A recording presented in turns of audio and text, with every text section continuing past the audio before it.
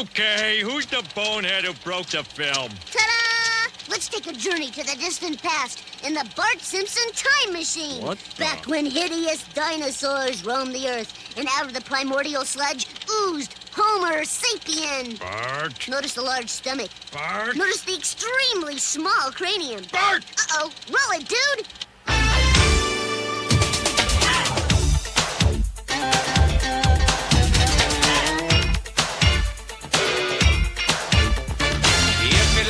Change that can be arranged. Tell them now. It's on Fox. No matter what the mood, it's a whole new attitude. Tell them now. It's on Fox. Fox is gonna wake you up, and it's gonna make you happy. Fox is gonna shake you up, and it's gonna make you see. Believe you me.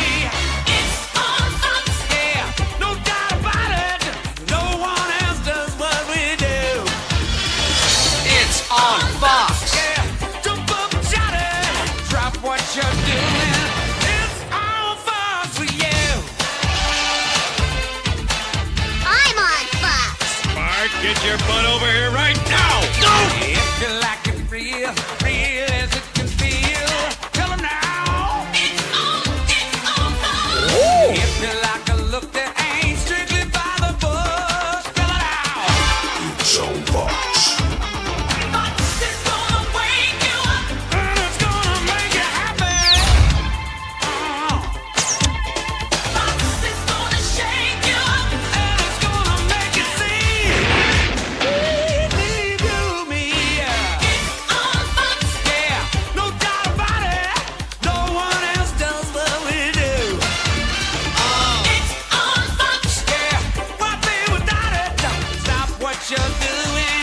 It's on Fox. Okay, folks, here comes the big finish. It's on Fox for you. I'm out of here. Good evening, and welcome to Fox. Hey everybody, how you doing? Welcome to Joe Cipriano's 1990s Be Kind and Rewind VHS playback party. My name is Joe Cipriano. Boy, I'm coming in hot, aren't I? Goodness. During the decade of the 1990s and beyond, I was the comedy promo voice of the Fox network, doing things like The this. Simpsons are moving back to where it all began. Are we there yet? No! Are we there yet? No! Sundays at 8, 7 Central, beginning this Sunday. And let me tell you, that was a heck of a time. Oh, yep, I had a good time. Let's show some of our folks that are coming in. Hello, Scott. Greets to you, sir. Bro dude, man bro, Mr. Joe. Let's see here. Well, that would be me, welcoming everybody in. And greetings and salutations from all over the world. It's so good to see you. And one more, very nostalgic. Yes, it is. Hey, before we get into the show, how about if we talk about what we did last week? We talked about the night that Frank Sinatra walked into my wife Ann's birthday party at Granita Restaurant. That was back in 1992. I did a post about it afterwards where I pulled a little section from last week's show, and it went like this. It's like, yeah. And, you know, who dare goes up to Sinatra and they're holding this thing and they go, my aunt Ann is having a birthday party right here. He goes, yeah, I've been hearing you guys in there. You're having a great time. And they said, yeah, you know, everybody is signing this poster of hers, and I'm wondering if, you know, you might sign it. And he goes, yeah, sure, give it to me.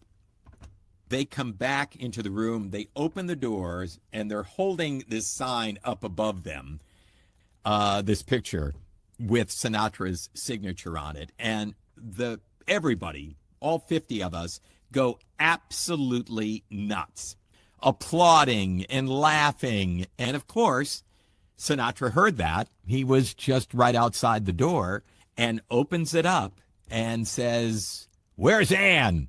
Where's the birthday girl? And Ann is like, here I am. He says, Anne, come on over here. And he had 2 glasses of wine. He gives one to Anne. He says, I just want to he does this whole birthday greeting. Wishes her, love and a lifelong happiness and all of this stuff. Sinatra now leaves. He goes back, and we are stunned.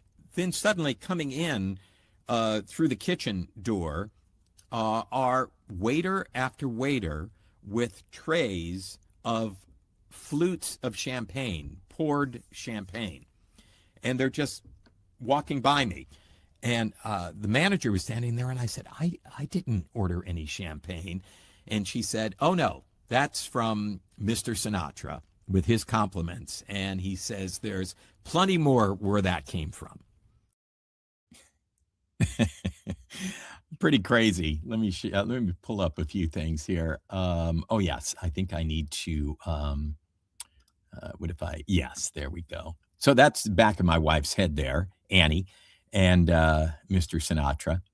That's when he came in. Those are the doors that I was talking about. They were kind of frosted. There were some little slots of glass that you could peer through. Yeah, that's my mother-in-law. God bless her. And there's the poster you could see there on the top right. And it's all over the poster where people had signed to say happy birthday. And then, of course, there's Ann Deere, happy birthday, I love you, Frank Sinatra, which is very cool. So that was quite a night. And it was fun to relive that and talk about that a little bit. We also last week talked about the executive producer of the Tonight Show, and also the Late Show with David Letterman. That was Peter Lassalle. He had a story that was very similar to the story that I told with Sinatra coming into the room. His story was about Johnny Carson walking into their private party, same room, same patio, same restaurant, obviously, different legend, different night. Peter told the story that the crew of the David Letterman show were in LA, actually for the very first time. They were nominated for an Emmy. So it was very early on in their run. And David Letterman paid for everyone to come out. Cast, crew, there were about 100 people is what Peter Lassalle says. They were all in the same area we were having their party. It's just, right around the same year. Can't remember if theirs was 1992 or not as well. And then he saw, instead of Frank Sinatra like us, he saw Johnny Carson just having dinner. Johnny had retired years ago from the Tonight Show, but he was making a little bit of a resurgence. He did an appearance on Letterman, which we'll take a look at here real quick. And he was even sending in jokes to Letterman for his monologue because, he just wanted to be in it. He also did a Simpsons walk-on as an animated character, which we'll look at first as well. But first, Peter Lassalle, this is the end of the story. Carson comes out because Lassalle had gone to Carson and say, it would mean so much to David if you would just come out and say hello, come out to, and he does. He comes out to the table. And here's the end of the story from Peter Lassalle. And at the end of the evening, we went to pay the tab, and the maitre d' said, Mr. Carson has already taken care of it. Right. And we thought, oh my God, how generous. Mm-hmm. I mean, it's unbelievable. So the next morning I called him and I said, that was so nice of you. I mean, how generous you are. It's incredible. And he started to laugh and said, he laughed his old Johnny Carson way. And he said, I didn't know that all those people on that patio were with you. I thought it was just the people at the table. The bill was about 10 grand or something. 10 grand. Is that a great story? I mean, I love it. And you can imagine a $10,000 bill. Very different from, hey, listen, Sinatra sent us champagne and said there's more where that came from. So, okay. And then, of course, as I was saying, Carson was kind of like he was toying. He never came back. When he left the Tonight Show, that was it. This ended up being his very last appearance on television when he showed up on the Letterman Show. All right, tonight's top 10 list from the home office in Sioux City, Iowa. Oh, this is not the list. Johnny, can I have the top 10 list?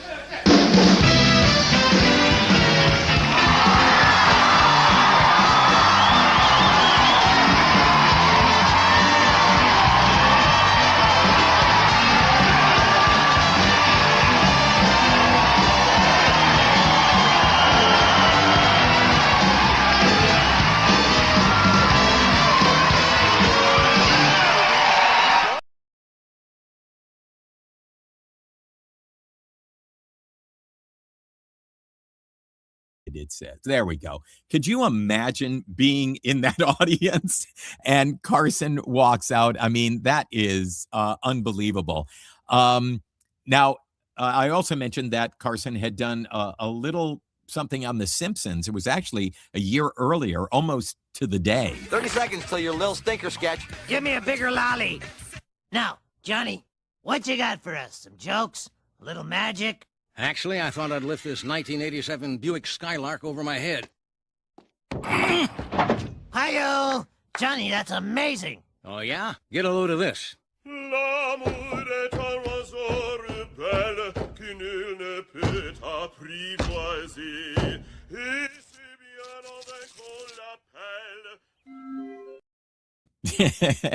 So that was last week's show. It was fun. Thank you if you were here. If you missed it, well, you can catch it anytime on demand at YouTube. My channel is at Josep, at Joecip, and all major podcast platforms. And, of course, Apple Podcasts, which is great because they also have it in video as it is on YouTube.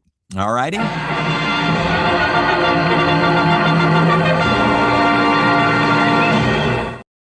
So let's do this. Tonight, we are traveling back to the 90s for a little bit of fun. And believe it or not, you're not going to believe this. Not everything that Fox put on the air back in the 1990s was a hit. Like The Simpsons. Not everything was Married with Children. Not everything was The X-Files. Some of them could actually make you scratch your head a little bit. And sometimes while doing promos for a new show that we're doing the launch promos for, we'd say, how do you think this show got this far in the process that we're actually doing promos for it and it has a premiere date? So tonight, in not in any kind of malice way, in a fun way, we're looking at Fox's flops and foibles of the 1990s. You would think as a promo guy, I might have something produced for that, but I don't. But I do have a unique perspective on all of them because, well, I was in the booth along with all the other folks from Fox that worked in promotion and our audio mixers, our room producers, all of us, as we were doing this promos and selling every single one of these shows to America with a full heart and giving it everything we had. But first, before we get into it, let's take a look at why Fox was Fox throughout the 1990s as we flash back to 1992 for this, one of Fox's image campaigns, and then we'll start everything up. Sit back, chill out, see what all the talk's about. Everybody knows it's on Fox.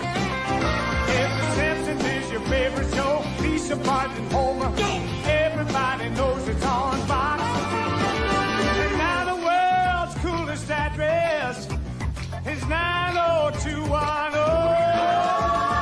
Good guys, bad guys, comedies and big surprises, everybody knows. Everybody knows it's on Fox.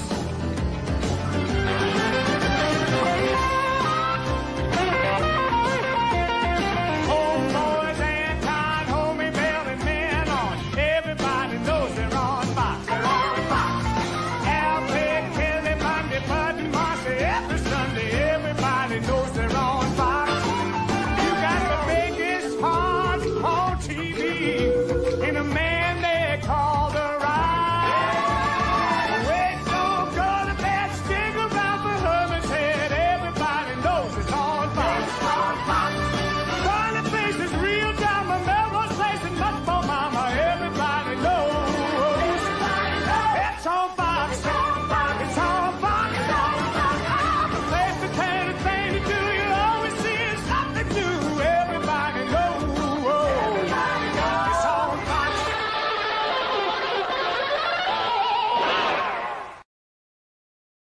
Welcome, everybody, to Joe Cipriano's 1990s Be Kind and Rewind VHS Playback Party, streaming live everywhere, wherever you social. My name is Joe Cipriano.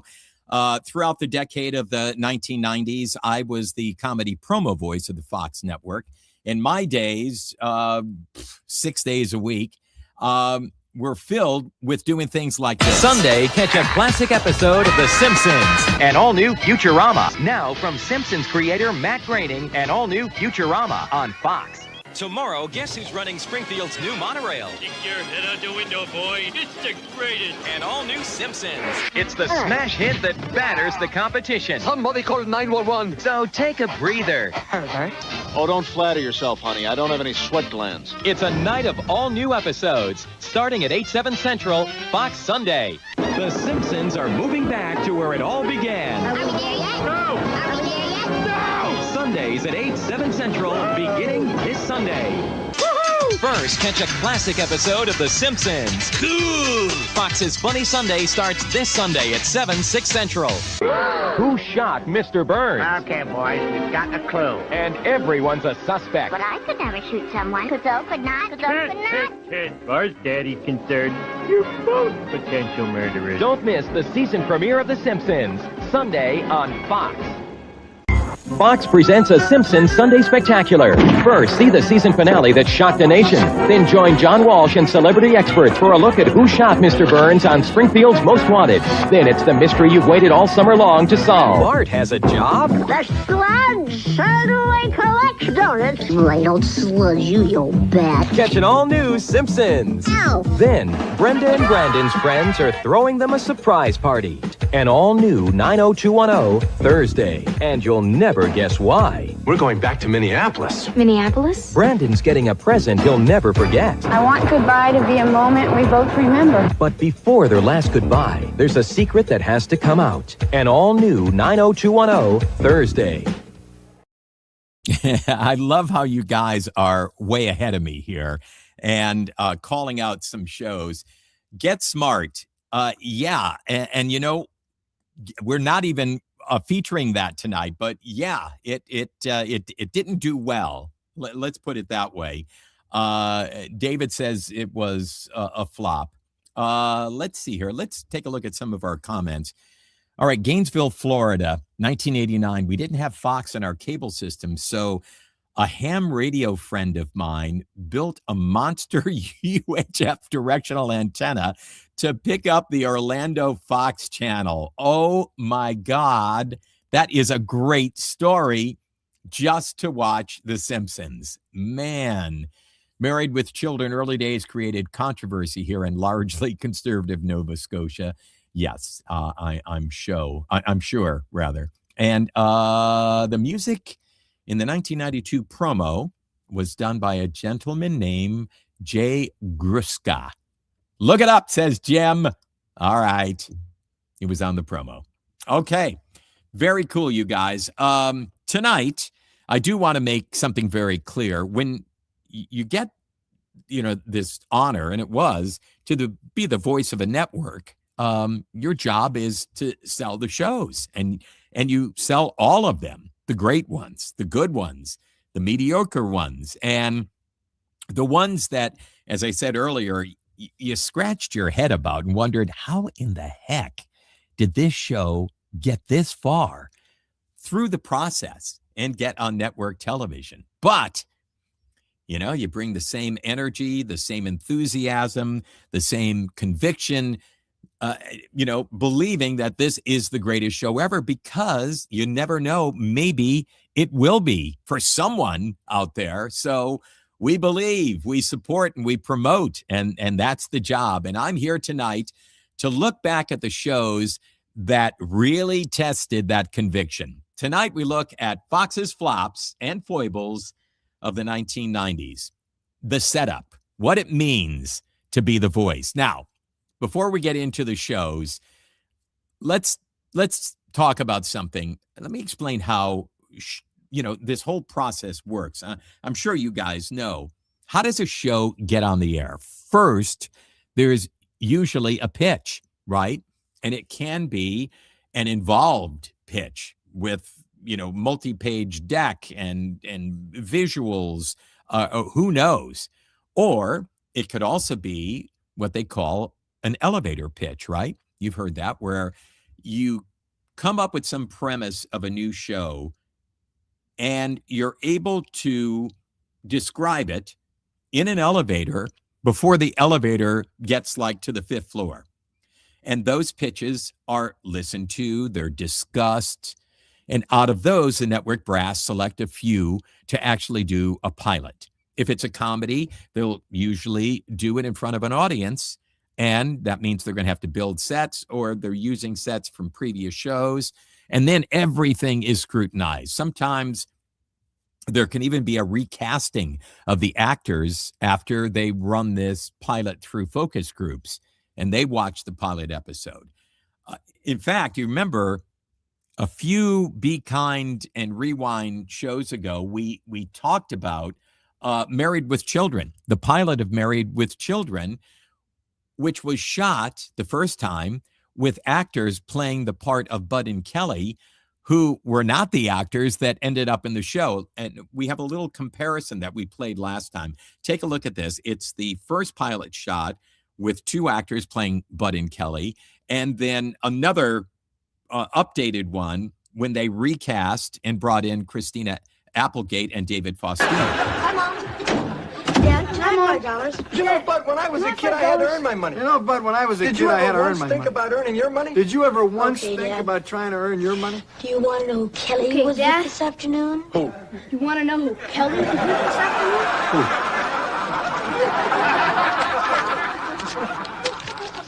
You know the kid they call Cobra? You know the kid they The call guy with Cobra? the sore on his Sore mouth? on his mouth? Good job, son. Thanks, Dad. Where you going? Where are you going? Joey's father Joey's dad's waiting for me outside. He's gonna We're take going us to the basketball game tonight. Mom said it was It's okay. okay. Bye. The Lakers are in town. He really wanted to go. Dad, Mom. can I have Dad, can I have $10? Who were you with today? Who were you with today? Nobody. Nobody. Does nobody, Does nobody have a name? You know, Tom, Dick, Cobra with a sore on his mouth. Dad, it's not that kind of sore. He just fell asleep with He a just cigar fell in his asleep mouth. with a cigar in his mouth. Bud, you have to give Gave to Kelly some to too. Bud, you have Remember, to give to Al, Kelly no too. favoritism. Remember, Al, no Hey, she's going out with a guy named after she's going out with a guy named His after real a name's snake. Stanley. Look, We only his real call him name is Cobra because he Stanley. has one They only painted call on his him van. Cobra And you because find he has this one painted acceptable? on his van. I've met him. find this He's a very acceptable? nice I've boy. met him, and he's a very nice boy. That's the love of his man. Bye, Mom. Bye, Dad. Bye, honey. Bye, Mom. He must have done something right. We raised 2 great kids. He must have done something right. We raised 2 great kids. Listen, it's a tough business. You got to feel for those actors that were playing the parts, and they were just over the moon. Oh my gosh. It might be their first time ever network television. They got a sitcom, and they tell their folks, they tell their family, they tell their friends, and then what happens. And that's why it's really, really is a tough business no matter what. But imagine Married with Children without Christina Applegate and David Faustino. Would it have been as popular as it was? We'll never know. So, finding new shows, deciding, which ones are going to go on the air. There's a lot of wringing of hands, a lot of yes decisions that move the idea forward. And then if the pilot warrants it, the show gets the nod to be on the fall schedule, or maybe it's a summer replacement. And the network makes the commitment. They start producing shows, and the network produces promos. And those promos are written by the promo department, the promotion department, marketing at the individual networks. And the promos are edited, put together by the writer producers that they have on staff. They literally go and they watch an episode and decide how they're going to sell this episode. If it's a comedy, which jokes they're going to use, and start formulating that idea. Cut a 30-second spot, bring it up to the heads of marketing, play it for them, they maybe say brilliant, or nah, go back and try it again. Or you know what, there's an A and a B story, and why don't you center on the B story? We think that's funnier, okay? And at some point the spot is approved, and then they call in the voiceover guys, and gals. Back then, it was very tough for women in voiceover, and thankfully that is all changed. But they would either call in me or call in Don LaFontaine. And our job is to make the show sound like the coolest thing on television, that this thing is going to be the next big hit, no matter what the reality is of it. And sometimes, you're promoting The Simpsons and The X-Files and Married with Children, and you think, wow, this is incredible. Those shows were awesome. They sold themselves. But other times you're in the booth, you got your headphones on, the script's in front of you, and you're watching this thing. You're reading the copy about this show, and in your gut, I don't think this thing has a chance. But you still give it everything you have because, as I said before, somebody may love it out there, and that's the gig. Okay, tonight, we're going to revisit some of those moments, something we're calling Fox's flops and foibles. Let's go into our first one. I want you to stop for a moment and think about what I just said, how they pitch a show, right? Here's the pitch for our first show tonight. Gilligan's Island after a nuclear holocaust. Let me go over to the comments and see if we have anybody that wants to give that a guess. Okay. Gilligan's Island after a nuclear holocaust. We don't have anybody coming in right yet. Oh my God, I found out that Married with Children clip used the Dragnet theme as someone's car horn. David Faustino was definitely more of the Sly type. Yeah, I gotta say. Okay, are you ready? Let's look at the intro of the show that I just described, Gilligan's Island after a nuclear holocaust. Here we go. It was a day that began like any other, until that little nuclear misunderstanding. So now, there are only 6 of us.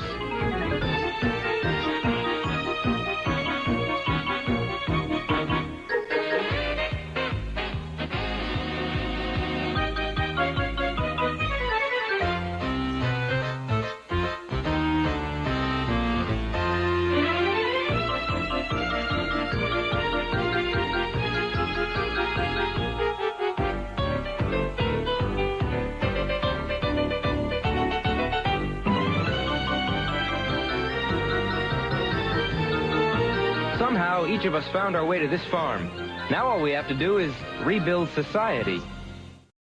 Does anyone remember Woops? W-O-O-P-S? Now imagine you're a young producer. You've got a show idea. You're on the lot at Fox. You're in the elevator in the executives building. And in walks the head of programming for the network. The two of you are alone in the elevator. You work up your nerve and you say, I've got an idea for a show. The executive, the head of programming, says, all right, kid, take a look up there. You got 4 more floors. Hit me.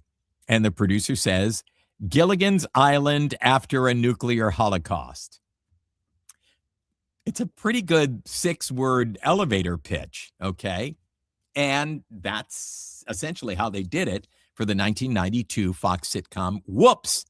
Created by Gary Jacobs, the show followed 6 mismatched strangers who happened to be the sole survivors of an accidental global nuclear war, attempting to live together and restart civilization in an abandoned farmhouse. Okay, a post-apocalyptic sitcom. It's a comedy with a laugh track. One episode featured a giant mutant Thanksgiving turkey that threatened to eat the survivors. Talk about payback. All right, you saw the show open. Let's take a look at one of the promos. The world may have ended, but Romance is still alive and well. This is repulsive. Love is in the air. On Whoops. I'm okay. An all-new episode tonight on Fox. I'm not sure they even knew how to promote it. They shot 13 episodes. Only 10 of them aired. 3 of them never saw the light of day, including the Christmas episode. The Christmas episode of the post-apocalyptic sitcom never aired. And somewhere in a vault in Hollywood, it still exists. And I wonder if it did air, if it would have shown up on this show that it was a Christmas special that I voiced the promos for back in 1995. Are you ready to head back to Christmas 95? Let's go. This Monday, Fox is bringing you a special Christmas present. It's the funniest, most outrageous Christmas moments from your favorite shows, past and present. Married with Children's Ted McGinley and Amanda Burst host TV's all-time funniest Christmas moments. Monday on Fox. Okay, there you go. Did anybody see Whoops? Let's go through the comments here. Theme sounds similar to The Simpsons. It does have that plucky blink, blink, blink, blink, blink, blink. Somebody saw that as well. Not even a little bit, but that intro song sure sounds like The Simpsons. Evan Handler with Hair. In the Orlando Sun Sentinel, they call it Gilligan Goes Nuclear. I love that, David. Good stuff. Well, obviously, they weren't the last survivors if there was a laugh track. Do I have a laugh track? I don't have a laugh. Darn. I would have, listen, David, I would have given you a laugh track had I had one. I heard Romeo and Juliet on that promo. Oh, interesting. Interesting. Love is in the air is one of Ernie's most used lines. Okay. That sounds like I need to track down a few episodes of that. Yes, I'm a little sadistic. Guess what? You'll find him on YouTube. Ted McGinley, probably that special got canceled before it aired. I know. It's kind of like the Christmas special, not with Al and Peg hosting it. It's the other couple, the neighbors. All right. Okay, so that was our first one. Whoops from 1992. And next up, a show that lasted a full season, and it was called, let's see if you remember this, Flying Blind. Ring a bell with anyone? It aired on Fox from September 13th, 1992 to May 2nd, 1993. It struggled with low ratings and aired in a late Sunday time slot. What I read about it, they called the late Sunday time slot 10 p.m., and I find that hard to believe because Fox would go off the air on Sundays at 10 o'clock because most of the affiliates had 10 o'clock news to be first before the ABC, CBS, NBC stations with their local 11 o'clock news. So I don't know. I didn't research it any further to see if it actually did play at 10. I really doubt it because the network was turned off by then. So I'm just not sure about that. But in any case, it was canceled after a single season. So let's see here. Let me go into my little bag of tricks. And let's take a look at Flying Blind. Okay, this is the opening credits for the show.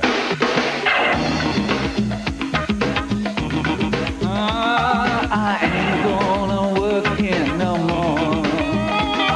I ain't gonna work here no more. Honey, come and dance with me, 'cause I ain't gonna work here no more. I feel like I'm walking on air. I feel like I'm walking on air. And I can see your house from here, and I feel like I'm walking on air.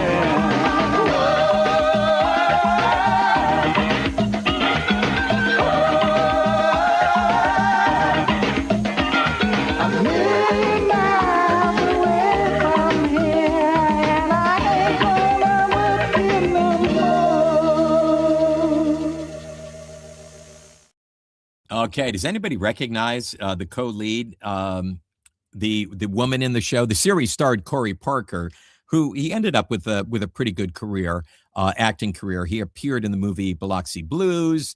Later had a recurring role on the sitcom Will and Grace. He played the character of Josh. Now, his co-star in Flying Blind, I'm looking over here to see if you guys, oh, by the way, David looked it up. He said it did air at 10 p.m. I don't know how that was. I bet a lot of stations didn't even air it because of that. You know what? You're probably right. They just stole a bit of the lyric from The Greatest American Hero. I asked who was the co-star, and there you go. David's got it. Tia Leone. She was pretty hot, okay? She was hot property on a lot of shows back in the 1990s. Hey, Jack Daniels here. Hello, Jack. How are you? The lack of chemistry between Tia and Corey is palpable. And Jack said that in his bass voice. Thank you, Jack. Tia Leone, huge crush. Everybody had a huge crush on her. She ended up with a very good career, but I do think she was best known for actually creating the perfect Fox marriage by tying the knot with another Fox star. And I wonder if you guys know who that is.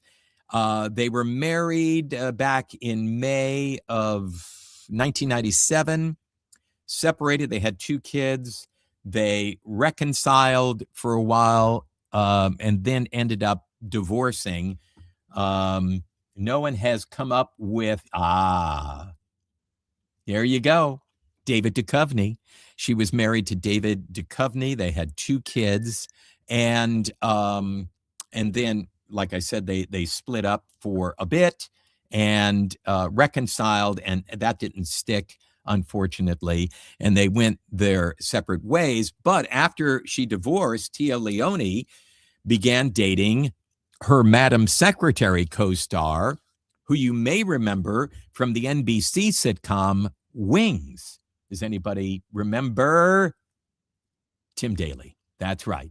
Very good, David. Are they still married, David? Check that out for me. That NBC sitcom was cool. I love that show that Tim Daly starred in, Wings. All right, enough about the cast. How about if we check out a promo from the season season 1 wonder, and let's see if we can figure out what's going on here. Oh, this is cool. You'll also see in this promo. So we're going to see the show, but it's a combo. The next show that's being promoted in the combo is Herman's Head. Does anybody remember Herman's Head? Now, I did not put Herman's Head on the flops and foibles because Herman's Head actually did well. It wasn't a flop at all. It ran for 3 seasons. I think it had like 70 episodes, which is pretty freaking good. So let's take a look at the promo with Flying Blind and backed up with Herman's Head. When Alicia lands a job in Italy, can she convince Neil to come along? The art, the food, the music, the men. Sorry. Flying Blind, an all-new episode tonight. Herman and Elizabeth are in love. What happened to my shirt? Don't you remember? We tore it in half and used it to tie me to the shower curtain rod. But when she suggests they Move in together? Well, I don't see any other way, do you? will Herman make the commitment? I got the feeling the first time we bring home a date, there'll be hell to pay. An all-new Herman's Head coming up next. You know, I loved it too. I thought Herman's Head was a pretty funny show. I have Wings, the whole series on DVD. I'm a huge fan of it. Naked Truth was awesome. Oh, she had the show Naked Truth, right? By the way, in that Herman's Head promo, the actress who is playing in the episode with William Ragsdale, who was the star of Herman's Head, is an actress by the name of Julia Campbell. She's in the scene. I didn't realize this. I must have realized it back then. But when I found the promo, I thought, wait a minute, that's Julia. And I have a connection with Julia Campbell. She was the star of an NBC sitcom, very short-lived. It would be on the NBC flops and foibles list. I think they shot 7 episodes, and I believe only 5 aired on NBC on Thursday night with, I think, Cosby as the lead-in. So that's shocking. That show was called Night and Day, and I had a recurring role in it. It was a TV show, a comedy, a sitcom about a radio station in San Diego who bring back this famous radio comedy team from the 1950s. Their names were Night and Day. They were older guys, in their 60s. They did the midday show on this fictitious radio station, and I was cast as the whacking morning man by the name of Marty in the Morning. And I happened to have a quick little scene from it. This is me coming out of the studio into the break room where the two guys, Night and Day, see if you recognize who they are hanging out. And we have a little scene, and then Julia Campbell comes in. Okay, boys. And I use that term loosely. Okay, the news is on. You've got 5 big minutes. Thanks a lot. Nice show, Marty. Janet, sometime you ought to come with me back to my place, and I'll show you why they really call me Marty in the Morning. I hope you do a better show there. Oh, funny stuff! Jack Warden, Mason Adams, and also a legendary actress, Hope Lang, was in the show. And it was written, produced by Babalu Mandel and Lowell Gans, who, couldn't be hotter in the 90s, 80s and 90s. But they just didn't write the funny. It just didn't happen. And the way I got cast in that is so interesting. The show had been cast, and they had gone through rehearsals and everything. They're shooting the very first episode, and tape day was Friday. It got to be Tuesday, and the actor that they cast as Marty in the Morning was not working out. And there were a number of issues with him. And he was a little person, a short person. And he was hanging out with the kids on the show. I don't even want to get into it, but they decided, you know what, this is not good. So they quickly, on Tuesday, they're going to shoot on Friday, put out a casting call. My voiceover agent got wind of the casting call and said, I think, Joe should go in and read on this. And the reason I got it, Lowell Gans and Babalu Mandel were in there, and Lowell Gans' brother was directing this episode as well. And so when I did the read, I put on that fake top 40 voice and, hey, how you doing? Fantastic. Hey, you're the best. Have your agent call my jacuzzi. And they were just like on the floor. So I ended up getting it on Tuesday, came in on Wednesday and Thursday, did rehearsals and blocking, a run through on Friday, and tape day on Friday night. I think I was in 3 of the 5 episodes that aired. So that was my little connection there with Julia Campbell from that scene in Herman's Head. Okay, back to the flops and foibles. Next up, Fox had very high hopes for this comedy, and I'm going to tell you why in a second. It was called Partners. It starred John Cryer and Tate Donovan as 2 young architects in San Francisco, a buddy comedy, 1 season, canceled. But there's a really cool story about this. But first of all, let us take a look at Partners. These are the opening credits. Let's see what they had going for them. Anybody's seen a better day when the sun shines, work is play. Sometimes the world spins around us, but we stay together on a lazy day. There's nowhere that we have to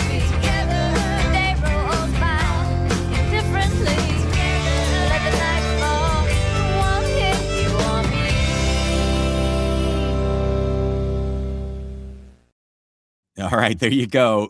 Those were the opening credits for the show, and I said that there was something really special about this. I'll hold off on telling you until after we check out one of the launch promos, and you can be sure that we did a ton of promos for this show because of this one thing about the show, this particular new Fox show that I will tell you about in just a few minutes. But let's see. Let us take a look at Partners launch. Here we go. From the producers of Friends comes a new comedy How good are your orgasms? about two best buddies and the only woman Can we, Speak in the kitchen. Thank you. who could come between them. I can still hear you guys. You may want to run the water or something. Partners, coming this fall to Fox. Yeah, so now you know what I'm talking about. It was the first 5 words in the promo from the producers of Friends. Wow. Okay, so here's the footnote that makes this story pretty extraordinary. Before Partners on Fox, John Cryer, and you guys all know John Cryer, right, was doing theater in London, and he was asked by the producers who were casting their brand new upcoming show that was going to premiere on NBC that was called Friends. Yep, that Friends. They wanted him to audition for the role of Chandler Bing on the show. You know, yeah. I mean, can you imagine? But John Cryer couldn't get out of his theater commitment in London, even to do the audition. So after going through the casting process, the role, we all know, went to unknown actor at the time, Matthew Perry. But here's the cool thing, I think. You know, we were talking about how the acting business, film, TV, can be so tough, and especially for the actors. There's also good things that happen, and things that you go, thank goodness, okay? Sometimes things work out. After Friends became a huge hit on NBC, they were hot, the producers of Friends, right? And so Fox, I would imagine, went after them, and they made a deal with Fox, and I'm sure for a lot of money, to create a new show for us, for Fox, the hottest producers in TV. This has got to be a hit. The show they created was called Partners. Now, here's the cool thing that is heartening.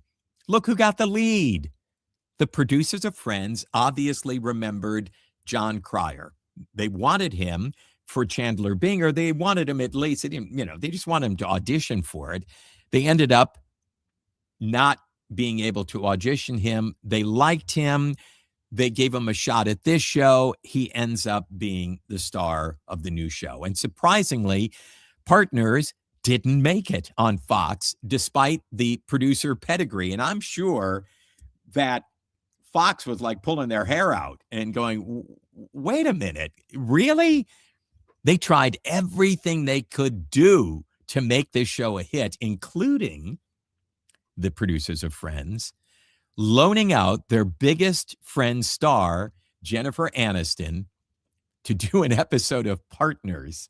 And let's see, let's check out the promo that I voiced for that episode, and I'm sure we did 100 of them. What happened? Where am I? You're on the set of your show, the critically acclaimed Fox comedy Partners. But I thought I was just a guest star on your Valentine's show. Oh, no, you're here all the time. Every week, all the time. Well, what happened to my head? You bumped it on something. Get rid of the pain. I'm sure I'm just a guest star. I better call my agent. No, I wouldn't do that till you're feeling better, Brenda. Catch a brand new Partners Monday on Fox. Jennifer Aniston wants John Cryer Will you shave your beard? to take it all off That is so not where I thought you were going. on a brand new episode of Partners Monday. I mean, they really did. They tried everything. How hot does Jennifer Aniston look? Oh my God, she looks amazing. And of course, it all worked out for John Cryer. Of course, eventually he did one of the best buddy comedies of them all, 2.5 Men on CBS with Charlie Sheen. He won 2 Emmys for that show. I was the voice of CBS at the time. So along with Fox, I was doing both networks at the time, which is a whole other story. And I got to do all those 2.5 Men promos for years and years. So everything worked out for both of us. In fact, I saw John Cryer. He wrote a book after the demise of 2.5 Men. It was on the air forever, and huge ratings, and then of course what happened with Charlie Sheen and all of that. But John Cryer had written this book, and he was doing a signing out in Santa Monica, and I saw it. I guess I saw it in Variety. I saw it somewhere, and I thought I got to go out and stand in line and get the book. And he doesn't really know me, but when I went up to him, I told him who I was, and he goes, "You're kidding." He said, "Do it for me." And I, 2.5 Men, CBS Monday. And he's like, "Oh my God, this is so great." We hung out, we chatted for quite some time, long past, everybody had gone through, and they had a coffee machine there, and we just sat and chatted, which was pretty darn cool. Let me go over to our comments here. Let's see here. Producers are friends. Not sure what that was about. Godspeed, Matthew Perry. Yes, absolutely. Friends was the first thing, says Jack Daniel, that came to mind with the first promo. Cut for cut, the parallels are there. That sounds almost too similar to Friends. Okay. Great TV story. Thank you, Jack. You're a great TV story.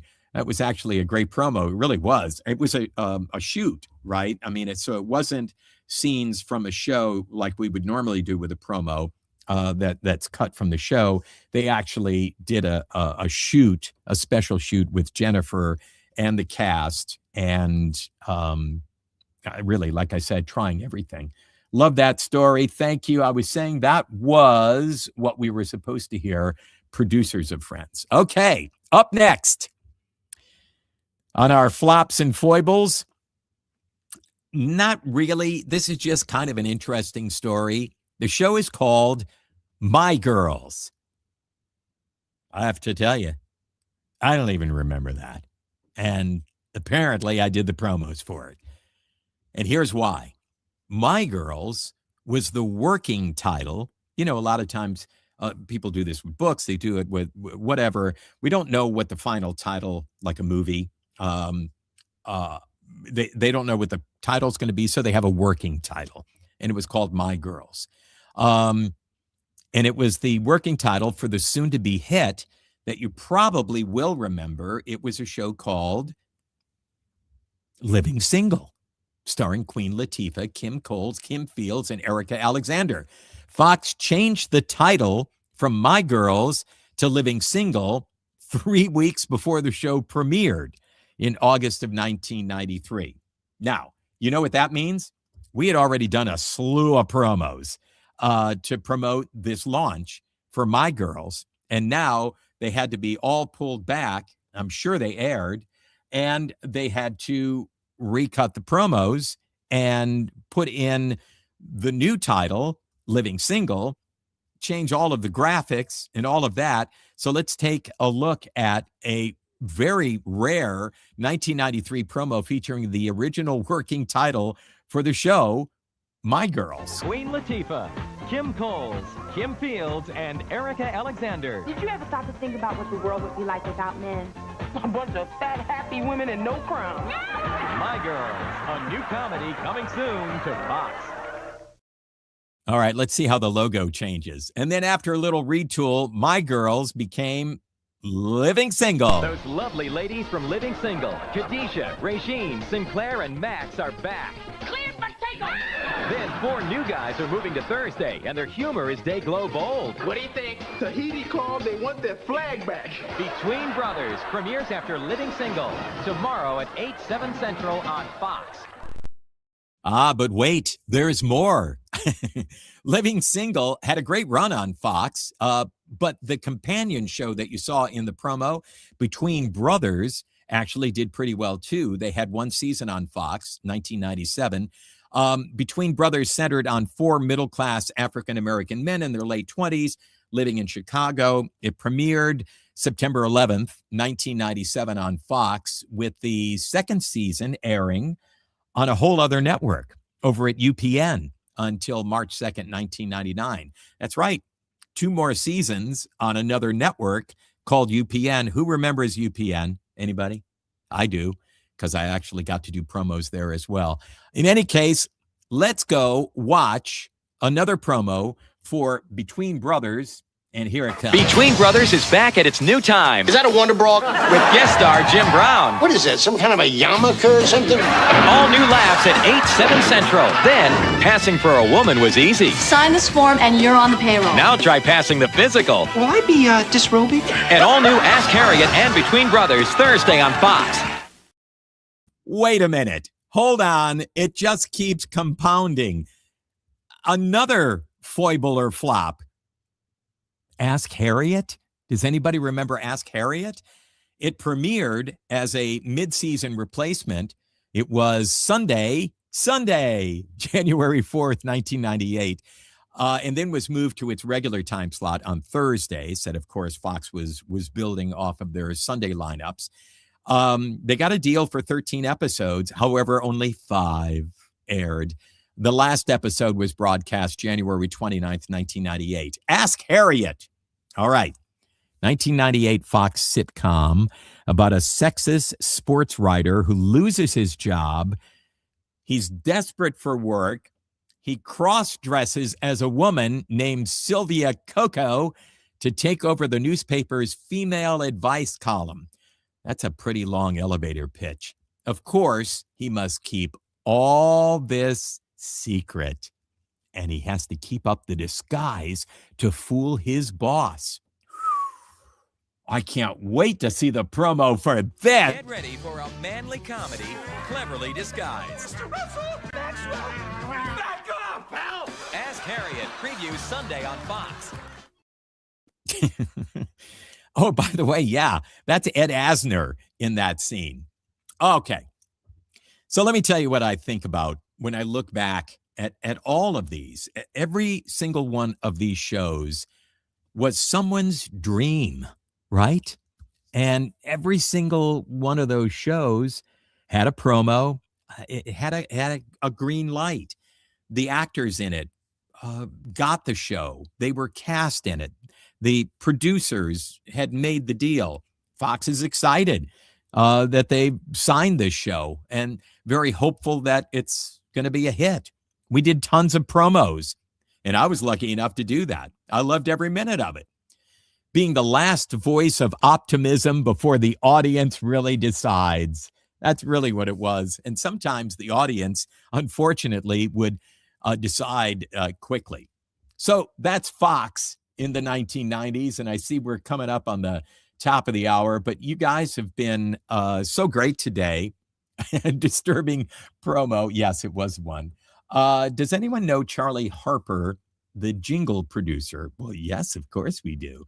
He was played by Martin Sheen. No, Charlie Sheen, sorry. Let's see what else we got here. Living Single is a better title, I think. Okay. I know, that is strange, isn't it? It's strange that you would have the working title and actually cut promos for it and air them and then have to pull it back. Let's see what else we got. The PJs also moved to UPN. Oh, that's interesting, David. I remember doing a ton of promos for PJs. It was created by David Cassidy. Explain that, David. Which show you're talking about? Bosom Buddies meets Tootsie meets, very good, Jack. You know what? You should be in an elevator at Fox. Just got here from your Instagram Live. I was actually wondering if you did VO for UPN as well, and you mentioned you did. I can't believe it. I literally grew up listening to you every single day. How nice is that? Thank you so much. You know, the response to these 90s posts that I've been doing and I do during the week are so much just like this. They're people who, like you guys, you know, maybe grew up in the 90s and doing what I do. I was just talking to somebody about this the other day. my friend Michael Damian. Michael said, you ought to do, what is that, where you can create, people can pay to have you do a video, Cameo. I said, Michael, no, nobody knows who the heck I am. And I could see him doing it. You know, he had a #1 song with Rock On, and he's also in a soap opera, you know, Young and the Restless, famous. And, but since I've been doing this, I always said, nobody knows who I am, what I did, except people in VO, like Jack Daniel, who's here tonight. He does VO. Beautiful voice. Jack and I have known each other for a number of years. And it was those folks, you know, I go to conventions for voiceover and things like that. But since I started posting these 90s nostalgic memories, I read these on TikTok and over at Instagram. Oh my God, you're my childhood. Somebody wrote, gosh, I just heard your voice and I'm instantly back in my living room as a kid in my pajamas, sitting on the floor with my siblings and watching TV. So the response has been so incredible. And I just have to say, first of all, that I'm kind of blown away by that, because I really believe that nobody would ever know what I did or care. And there are plenty of those people out there, but for some people, it does ring a bell. Rewind is so much fun for us TV nerds. Thank you, Jack. David Cassidy and Jonathan Prince. I still don't know which show you're talking about. Oh, you're talking about Ask Harriet. I see it here, David. Thank you. Change here. PJ's didn't move to UPN. It moved to WB. How about that? Cameo. That was going to be my next question, and it would be amazing to have you featured on something. Thank you very much, Joe. I'm glad to hear you're being rewarded. You really seem to be a good guy. Well, you know, thanks. I appreciate that. It has been very surprising, and it warms me. Greetings from the VO of the Dutch Comedy Central. Been this my 20th year now. Oh, thank you. You're a legend. That's Toasty Juiced. Gosh, guys, this is fantastic. Thank you so much for being here tonight. This was a fun show. Fox in the 1990s is always fun to talk about, the greatest hits and the glorious disasters, and I loved every minute of it. So that is tonight's show, the flops and foibles of the 1990s at Fox, the shows that didn't make it, but that deserved better than to be forgotten, because, like I said, every one of them represents someone who took a chance to put something on network television, to put their creative juices towards something. And for a brief moment back in the 1990s, they had a promo. How about that? Voiced by that guy who's the voice of Fox, that TV voice of the 90s. Well, thanks so much. I really appreciate it. I'm looking forward to seeing you guys again next week. We just ran over the top of the hour. This being the internet, that's okay. I'll see you guys next week. Thanks for stopping by.